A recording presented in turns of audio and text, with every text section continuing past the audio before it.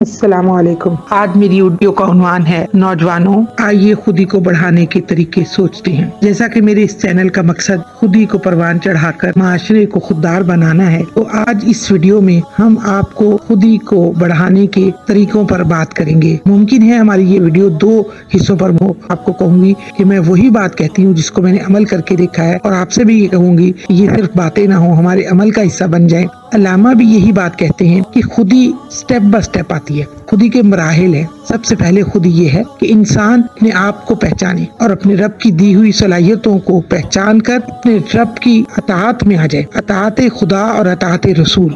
اور جب اطاعت خدا اور اطاعت رسول ہوگی تو پھر اس کے بعد ایک تیسرا مرحلہ آ جاتا ہے، ضبط نفس اور نیابت الہی۔ ظاہر ضبط نفس ہوگا تو اللہ کی نیابت، یعنی اللہ کی جو اللہ نے بندوں کو فائدہ پہنچانا ہے وہ میرے ذریعے سے ہوگا۔ تو آسان لفظوں میں اگر ہم کریں تو جب مجھے اپنے رب کی پہچان ہو جائے گی، مجھے اپنی پہچان ہو جائے گی، تو میرے اندر یہ جذبہ پیدا ہوگا کہ میں اپنے رب کو خوش کروں، اپنے نبی کی بات کو مانوں۔ اور جب میں نبی کی بات کو مانوں گی تو مجھے ضبط کرنا ہوگا، اور ضبط کیا ہے؟ یعنی کنٹرول کرنا۔ اور کنٹرول کس کو کرنا؟ اپنے نفس کو، اپنے اوپر اختیار رکھنا۔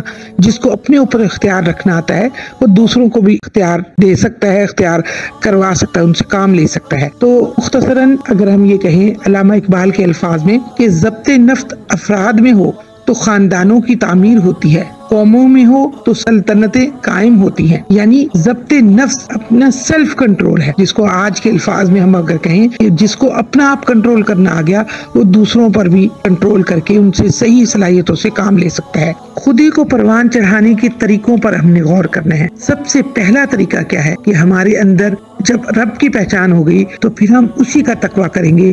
اللہ کے تقویٰ سے ہمارے اندر یہ چیز پیدا ہوگی کہ ہم لوگوں کے خوف سے نکل جائیں گے اور اللہ کے خوف کے حصار میں بند ہو کر علم و عمل میں بڑھتے چلے جانا۔ یہ ہے وہ پہلا طریقہ کہ مجھے صرف اپنے رب کا خوف ہو، اپنے رب سے محبت ہو، اپنے مقصد سے محبت ہو، اور میں اپنے عمل میں بڑھتی چلی جاؤں۔ یہ پہلا طریقہ ہے، اور اس کے لیے ہمیں بنیاد میں صبح روزانہ قرآن کو پڑھنا ہے، سیرت کو پڑھنا ہے، نبی صلی اللہ علیہ وسلم کی سنت کو دیکھنا ہے اور عمل کرنا ہے۔ پھر اس کے بعد سرمایہ، اپنے جو سرمایہ ہے اس کو دیکھنا ہے، اور سب سے بڑا سرمایہ میرے پاس زندگی ہے۔ اپنے سرمایہ پر یقین رکھنا ہے، اور یقین بہت بڑی دولت ہے۔ میرا یقین جتنا پختہ ہوگا، اور علامہ تو کہتے ہیں کہ یقین اتنی بڑی دولت ہے کہ اگر کفر پر بھی یقین ہو تو وہ فائدہ دیتی ہے۔ یقین اتنی بڑی دولت ہے کہ اس کا فائدہ انسان کو ایمان اور اسلام میں تو ہوتا ہی ہوتا ہے، بقول علامہ اقبال کے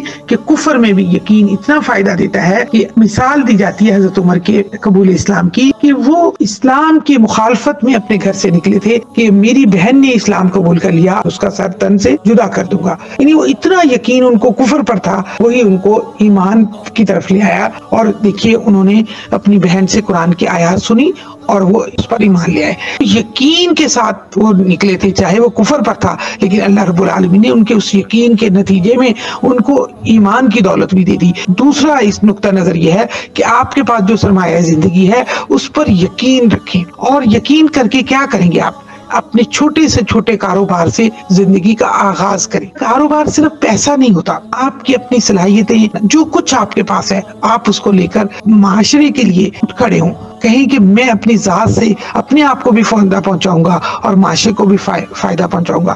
اور ایک چیز یاد رکھیے، جسے چھوٹا کام کرنا آتا ہے وہ بڑا کام بھی کر لے گا، جسے چند روپے سنبھالنے آتے ہیں وہ لاکھوں کروڑوں بھی سنبھال لے گا، اور جو تھوڑے سرمایہ کی حفاظت کر سکتا ہے وہ بڑے سرمایہ کی بھی حفاظت کر سکتا ہے۔ یہ قدرت کا ایک قانون ہے کہ بیج ہمیشہ چھوٹا ہوتا ہے لیکن اس کے اندر پوری درخت کی پروگرامنگ ہوتی ہے۔ تو آپ کی نیت خالص ہو، آپ کا عقیدہ مضبوط ہو تو آپ بڑے سے بڑے کام کر لیں گے۔ اور اس کے لیے پھر تیسرا کام کیا ہوگا؟ مستقل مزاجی۔ مستقل مزاجی کیا ہے؟ نتیجہ نظر آئے یا نہ آئے، آپ اپنے یقین کے ساتھ جس بات کو آپ نے سچ جانا، یعنی یہ کہ میں اپنی زندگی کو اپنے لیے فائدہ مند بناؤں گا اور دوسروں کے لیے اپنی زندگی کو فائدہ مند بناؤں گا، اور اس کے ذریعے سے دنیا اور آخرت دونوں بہتر کروں گا، تو اس کے نتیجے میں چاہے مجھے کچھ بھی مشکلات آئیں، اور دیکھیں جتنا اندھیرا ہوتا ہے اتنی روشنی کے امکانات بڑھتے چلے جاتے ہیں۔ جلدی سے اپنا ٹریک چینج نہ کرنے۔ اللہ رب العالمین کا ایک نظام ہے، وہ ہے کہ جب بریک پر پیر رکھنا ہوتا ہے، بریک پر پیر سے مراد یعنی آپ نے اپنے آپ کو پکڑ کر رکھنا ہے، اپنے آپ کو باندھ کر رکھنا ہے۔ یہ مستقل مزاجی ہے، یہ صبر ہے۔ اس کے بعد اپنے آپ کو چوکنا کرنا ہے، دیکھنا ہے مستقل مزاجی سے اس کام کو جس کو آپ نے شروع کیا ہے چلتے رہنا ہے۔ تو اس کے اندر دیکھنا یہ ہے کہ اعتدال پسندی ہو، ایسا نہ ہو کہ آپ کسی چیز کو تو بہت اہمیت دیں اور کسی چیز سے بالکل نظر انداز کر دیں، ایسا بھی نہیں کرنا۔ اور یہ آپ کو اکیلے بالکل نہیں ہوگا، ایک ٹیم بنائیے۔ اس کے بعد ہم نے دیکھا کہ ہم نے جو بھی کام کرنا ہے اس کے دونوں پہلوؤں کو دیکھنا ہے، اس کے مثبت پہلو کو بھی اور اس کے منفی پہلو کو بھی۔ اور مثبت پہلو کے حوالے سے ہم سے جو غلطیاں ہوتی ہیں وہ عام طور پر یہ ہوتی ہیں کہ یہ مقام افسوس ہے کہ ہم اپنی شخصیت کے مثبت پہلوؤں سے انجان ہوتے ہیں، اسی لیے ہم دوسروں کی قابلیت سے جلد متاثر ہو جاتے ہیں۔ دوسروں سے متاثر ہونا غلط نہیں، لیکن یہ اپنے اندر حسرت اور مایوسی پالنا ضرور غلط ہے۔ اس کا پھر دوسرا پہلو یہ بھی کہہ سکتے ہیں کہ مایوس ہونا کفر ہے۔ اسلام میں کہا گیا نا مایوسی کفر ہے۔ رشک ضرور کریں لیکن اپنے اندر مثبت انداز فکر کو پروان چڑھائیں، اپنی خوبیوں اور خامیوں کو پہچانیں، عمل کرنے لگ جائیں۔ اور اس کے ساتھ ساتھ آپ کو دوستی کرنی آنی چاہیے۔ دوستی کیسے؟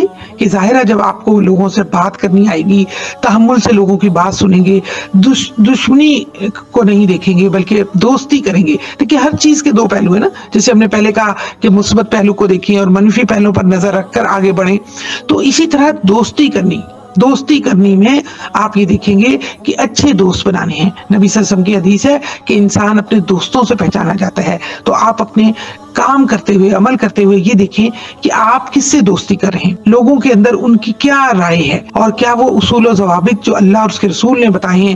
آپ اپنے دوست خود بھی ہو سکتے ہیں، آپ ان اصولوں پر کاربند ہیں، اور اگر ہیں تو شکر ادا کیجئے، اور اگر نہیں ہیں تو فکر کیجئے، اور فکر ہی آپ کو آگے لے کر جاتی ہے۔ تو جیسا میں نے علامہ کے الفاظ میں کہا تھا نا کہ ضبط نفس افراد میں ہو تو خاندانوں کی تعمیر ہوتی ہے، یعنی فرد کو اپنے اوپر کنٹرول ہوگا تو خاندان، ایک فرد سے خاندان بنتا ہے، اس کے آگے بیوی بچے، اس کے اثرات اس کے ہوتے ہیں، اور جب خاندان بہتر ہوتے ہیں تو قوموں کی تشکیل ہوتی ہے، قومیں سلطنت میں قائم ہو جاتی ہیں، یعنی ایک خوددار قوم بن جاتی ہے۔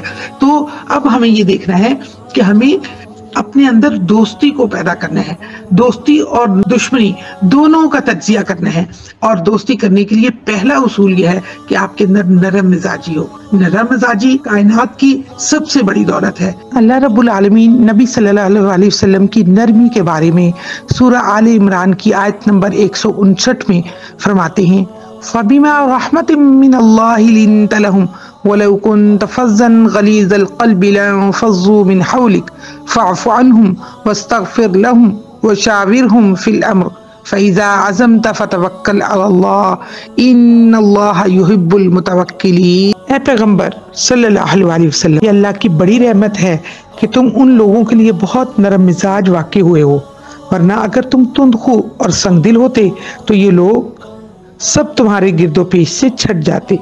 ان کے قصور معاف کر دو، ان کے حق میں دعائے مغفرت کرو، اور دین کے کام میں ان کو شریک مشورہ رکھو۔ پھر جو تمہارا عزم کسی رائے پر مستحکم ہو جائے تو اللہ پر بھروسہ کرو، اللہ کو وہ لوگ پسند ہیں جو اسی کے بھروسے پر کام کرتے ہیں۔ اس آیت کی روشنی میں نبی صلی اللہ علیہ وسلم کا جو اسوہ ہمارے سامنے اللہ نے بیان کیا وہ یہ ہے کہ اللہ کے نبی صلی اللہ علیہ وسلم نرم مزاج تھے۔ ہمیں اپنے اندر نرمی کو پیدا کرنا ہے۔ نرم مزاجی جو ہے یہ چیزوں کو خوبصورت کر دیتی ہے اور سختی چیزوں کو خراب کر دیتی ہے۔ اور اس کے بعد ہم نے دیکھنا ہے کہ لوگوں کی غلطیوں کو معاف کرنا ہے، اپنی غلطیوں پر نظر رکھنی ہے اور دوسروں کی غلطیوں کو معاف کر کے آگے چلنا ہے۔ جو لوگوں کو معاف نہیں کرتا وہ کبھی ٹیم نہیں بنا سکتا۔ لوگوں کو معاف کرنا اور ان کی صلاحیتوں کو آگے لے کر چلنا یہ وہی کر سکتا ہے جو اپنے اندر یہ کوالٹی رکھتا ہو کہ خود اللہ سے معافی مانگے اور لوگوں کو معاف کرے، اور پھر مستقل مزاجی سے۔ اب آپ دیکھیے کہ آگے اللہ رب العالمین کہتا ہے کہ ان لوگوں کو بھی، اللہ کے نبی کو کوئی ضرورت نہیں تھی اگر وہ لوگوں سے مشورہ نہ کرتے، اللہ تو خود ان کی رہنمائی کر رہا تھا، لیکن اللہ نے کہا کہ تم ان کو معافی دو، ان کے حق میں دعائے مغفرت کرو، اور پھر ان کو اپنے کام میں شریک مشورہ رکھو۔ یعنی ہمیں नरम मिजाजी के बाद उसके बाद जो खूबी अपने अंदर पैदा करनी है वो ये है कि हम मशवरा करें।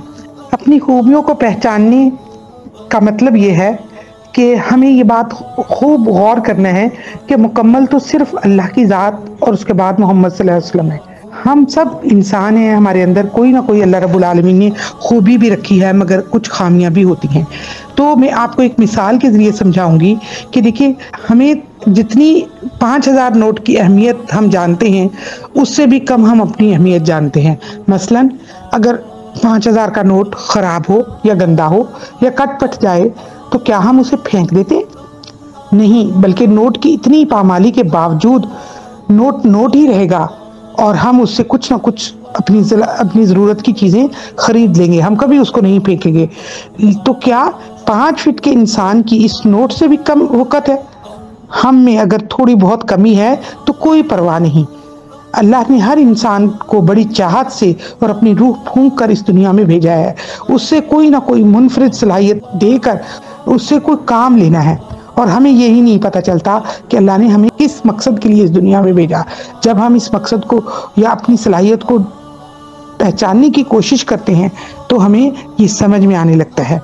बस हमें ये कोशिश करनी है कि अल्लाह ने हमें जो मुनफरिद सलाहियत दी है वो हम पहचानें, वो हम अपने ऊपर गौर करें और उसको इल्म के साथ, लोगों के साथ बातचीत करके उसको पॉलिश करें।